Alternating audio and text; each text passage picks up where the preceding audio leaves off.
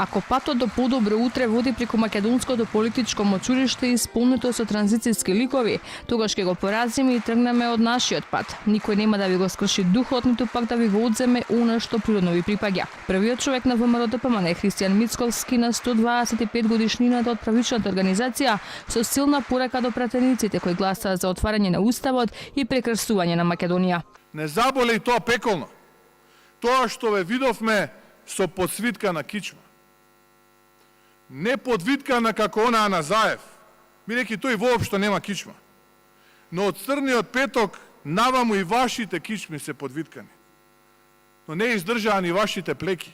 Иако знаевте дека сите патриоти од 27 април се тотално невини. Вие само за малку му ја продолживте политичката кариера на Заев, на сметка на Македонија. Влеговте во неговиот all-in план, со кој срамно тргува со илјадници македонски души. А да издржевте, ќе одевме на избори и ќе го победевме злото. Ќе го победевме Зоран Заев и групата околу него. И покрај сите предизвици со кои периодов се соочува раководството на партијата, Мицковски вели дека ударот кој му го зададоа се думтеми на пратеници нема да ги стави на колена, туку му дава сила само да издржат понатаму, па казната од народот за предавството ќе ја видат на следните избори. Ги повика да гласаа за закон за амнестија за сите инволвирани за собраниските настани, за да има неселективна правда. Власта сака низ тој процес на борба за помирување да донесат некаква неселективна правда која што во основа е неправда. Затоа е потребна слобода и правда за сите. Слушајте ме добро ваму. Ајде, донесете закон за амнестија, кој го предлагаме за сите учесници од 27 април, за да има и неселективна правда и слобода за сите, а не селективна правда само оние кои што вас ви слугува.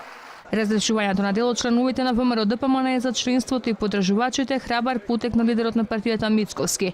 Партијата велат мора да се дистанцира од погрешното работење на некои членови и од луѓето кои не заслужуваат да бидат дел од неа. Само би кажал дека за партијата е добро и за државата е добро.